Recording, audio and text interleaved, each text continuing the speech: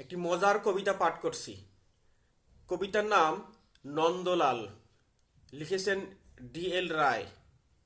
নন্দলাল তো একদা একটা করিল ভীষণ পণ, স্বদেশের তরে যা করেই হোক রাখিবে সে জীবন।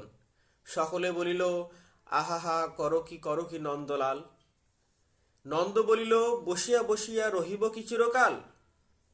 আমি না করিলে কে করিবে উদ্ধার এই দেশ। তখন সকলে বলিল, বাহবা বাহবা বাহবা বেশ। নন্দর ভাই কলেরায় মরে দেখিবে তাহারে কেবা। সকলে বলিল, যাও না নন্দ, করোনা ভাইয়ের সেবা। নন্দ বলিল, ভাইয়ের জন্য জীবনটা যদি দেই, না হয় দিলাম, কিন্তু অভাগা দেশের হইবে কি। বাসাটা আমার অতি দরকার, ভেবে দেখি চারিদিক। তখন সকলে বলিল, হ্যাঁ হ্যাঁ হ্যাঁ, তা বটে তা বটে তা ঠিক।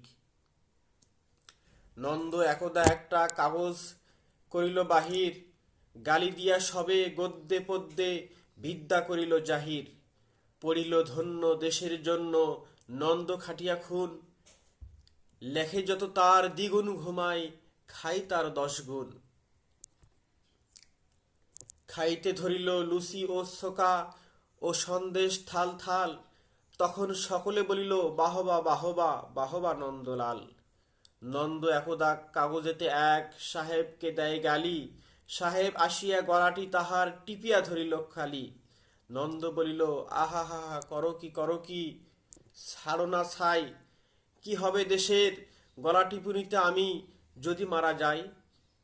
বল কবি ঘট, নাকে দিব খত, যা বল করিব তাহা। তখন সকলে বলিল বাহবা বাহবা বাহা। নন্দ বাড়ির হতো না বাহির, কোথা কি ঘটে কি জানি। চলিত না গাড়ি, কি জানি কখন উল্টায় গাড়িখানি। নৌকা ভীষণ ডুবিছে ভীষণ, রেলে কলিশন হয়। হাড়িতে সর্প কুকুর আর গাড়ি চাপা ভরা ভয়। তাই শুয়ে শুয়ে কষ্টে বাঁচিয়া রহিল নন্দলাল। সকলে বলিল, ভেলারে নন্দ, বেঁচে থাকো চিরকাল।